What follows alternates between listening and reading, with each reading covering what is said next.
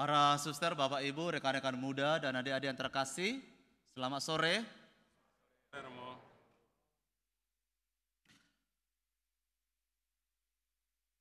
Saudara-saudari yang terkasih dalam Tuhan, perikop Injil hari ini diambil dari Injil Markus bab 9 ayat 30 sampai ayat 37.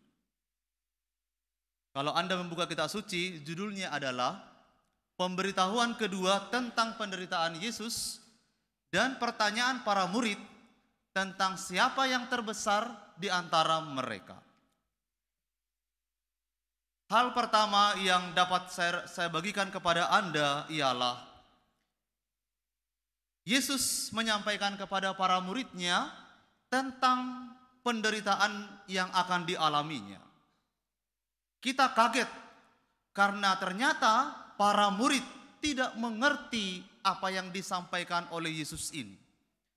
Mereka tidak mengerti, tetapi pada saat yang sama para murid ini segan bertanya kepada Yesus. Sehingga kesimpulannya adalah mereka tetap tidak mengerti apa yang dikatakan oleh Yesus kepada mereka. Mereka tidak mengerti bahwa Yesus itu akan menderita. Barangkali kita bertanya juga, mengapa para murid yang sedemikian dekat dengan Yesus ini tidak dapat mengerti apa yang dikatakan oleh Yesus? Saya yakin saudara-saudari, para murid ini mendengar dengan jelas apa yang dikatakan oleh Yesus. Melihat mimik Yesus berbicara bahwa Yesus itu akan menderita. Tetapi saya yakin mereka tidak dapat menangkap apa yang dikatakan oleh Yesus. Karena Yesus itu berbicara tentang sesuatu yang tidak disukai oleh manusia, yaitu menderita. Yesus mewartakan kepada mereka bahwa dia akan menderita, dibunuh, dan dibangkitkan pada hari yang ketiga. Saya yakin para murid tidak suka dengan ini. Saudara-saudari yang terkasih, mengapa sedemikian itu? Mengapa kita manusia ini cenderung tidak menyukai penderitaan? Karena memang itulah kodrat manusia. Manusia itu dari dirinya sendiri ingin hidup bahagia, ingin hidup senang. Tetapi yang paling penting saudara-saudari yang terkasih di sini ialah karena peristiwa penderitaan Yesus ini adalah peristiwa ungkapan kasih Allah kepada manusia. Ungkapan kasih Allah yang begitu mengagumkan bagi manusia. Peristiwa penderitaan Yesus ini adalah seperti yang kita renungkan dari kitab suci, dari surat Paulus kepada jemaat di Filipi. Allah yang walaupun dalam Yesus yang walaupun dalam rupa Allah tidak menganggap kesetaraan dengan Allah itu sebagai milik yang harus dipertahankan, melainkan telah mengosongkan dirinya, mengambil rupa seorang hamba, menjadi sama dengan manusia. Dan dalam keadaan sebagai manusia itu, Yesus telah merendahkan dirinya dengan taat sampai mati, bahkan sampai mati di kayu salib.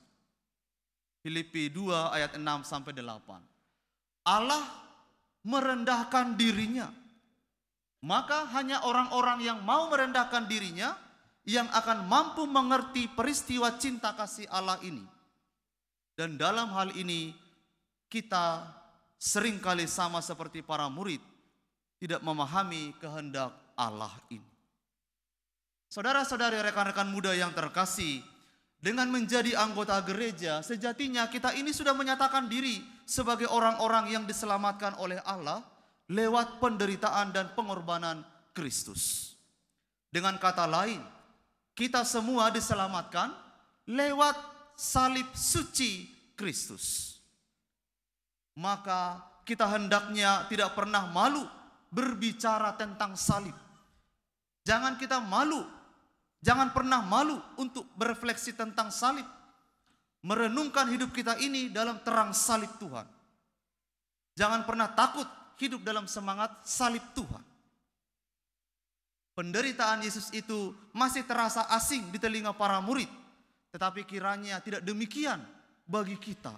Telinga kita ini, hati kita ini harus seakrab mungkin dengan penderitaan Tuhan Yesus. Salib Tuhan adalah identitas kita. Yesus bersabda di perikop yang lain, setiap orang yang mau mengikut aku, ia harus menyangkal dirinya, memikul salibnya, dan mengikuti aku. Lukas bab 9 ayat 23. Nah, saudara-saudari yang terkasih, sehubungan dengan hal ini, saya ingin mengutip apa yang direnungkan dan dihayati oleh Santo Yohanes dari Salib, salah seorang biarawan Karmelit yang sungguh menemukan apa arti terdalam hidup dalam semangat salib Yesus. Dalam bukunya yang berjudul Mendaki Gunung Karmel, dia menulis demikian baik. Benda-benda dunia ini tidak dapat memasuki jiwa kita.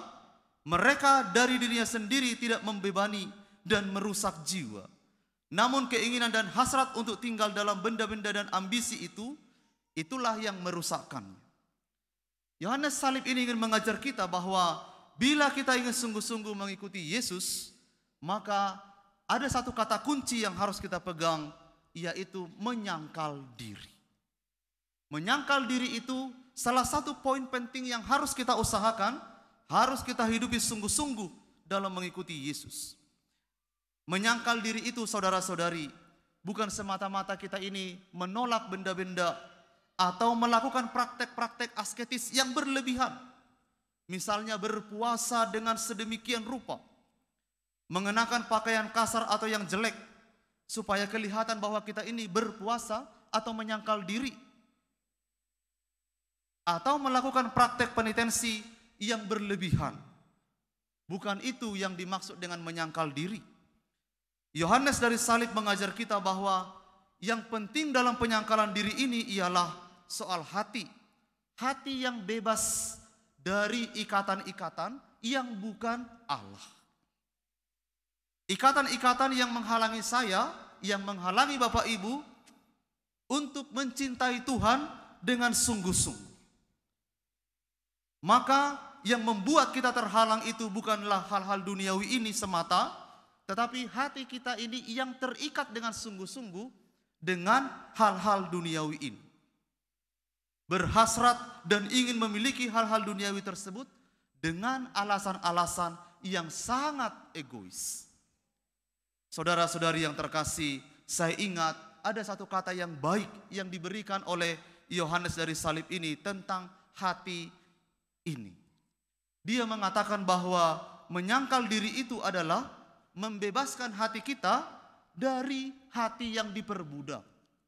Jadi ternyata ada hati yang diperbudak oleh ikatan-ikatan duniawi ini.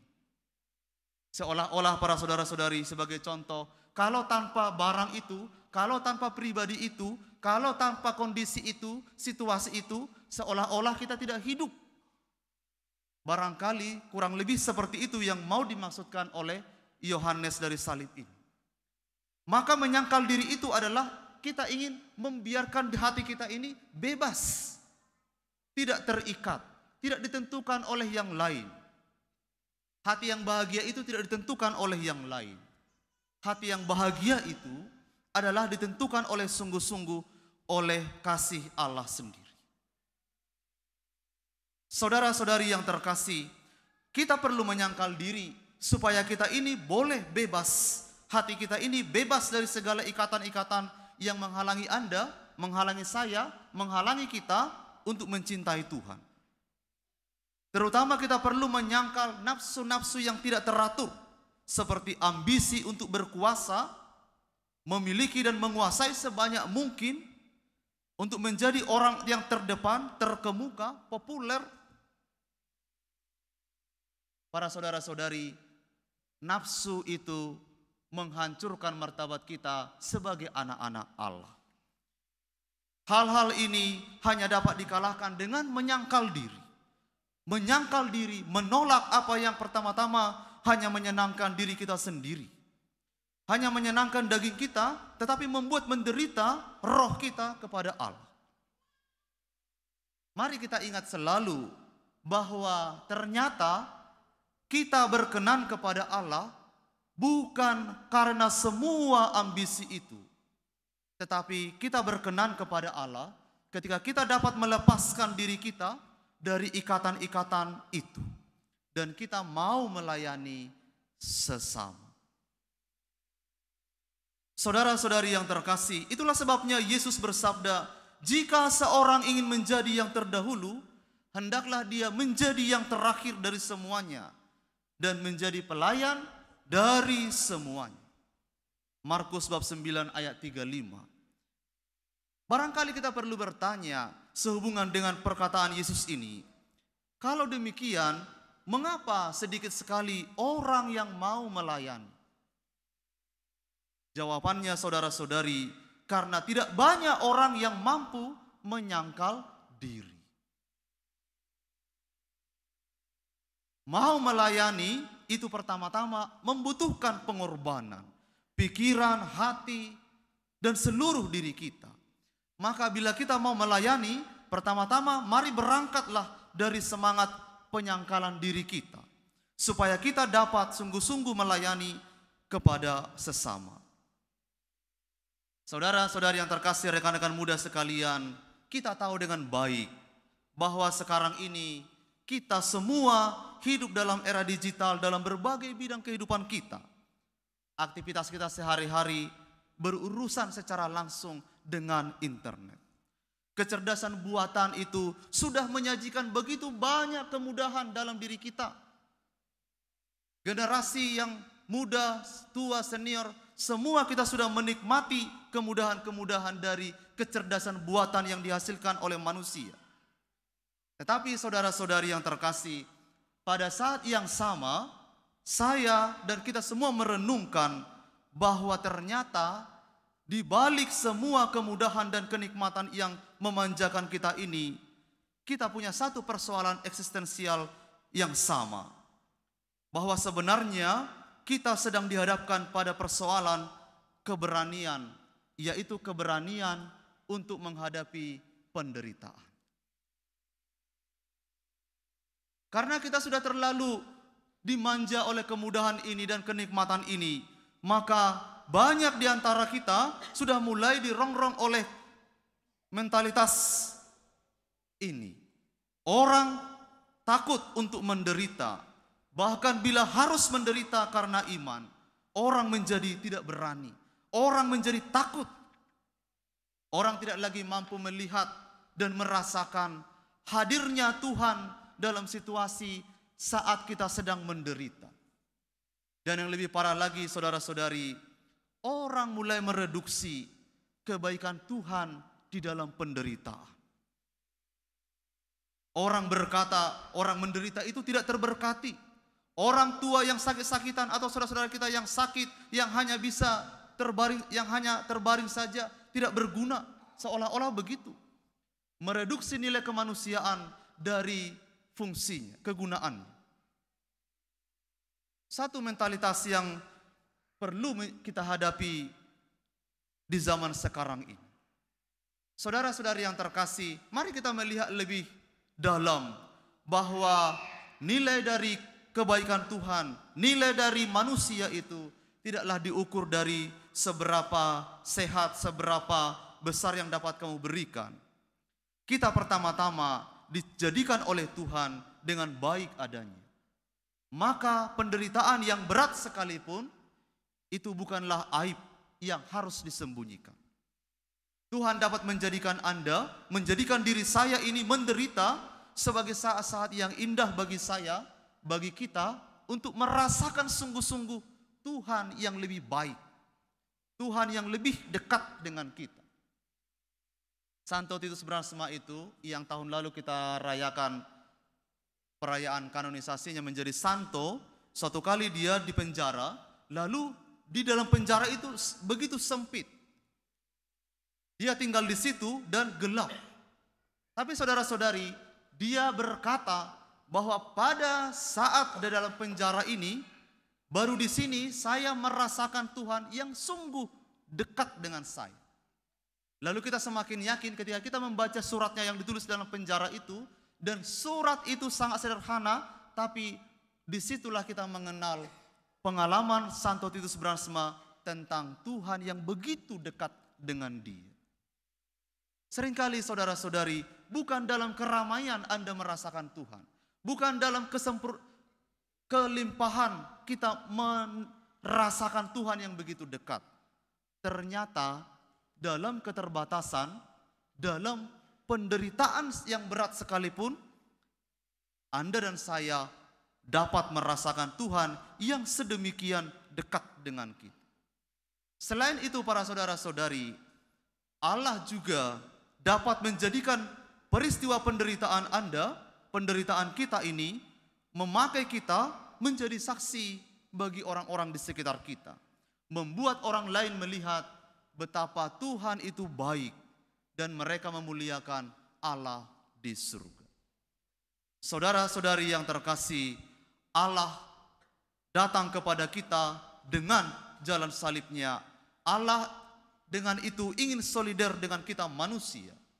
Allah menderita bersama kita karena Tuhan ingin merasakan dan mengajak kita menempuh jalan yang sama. Penderitaan mengawali kemuliaan. Maka bila kita juga mau setia kepada Tuhan, setia dalam penderitaan, dalam iman, maka Anda dan saya boleh percaya kita juga akan mengalami kemuliaan bersama dengan Dia. Tuhan memberkati.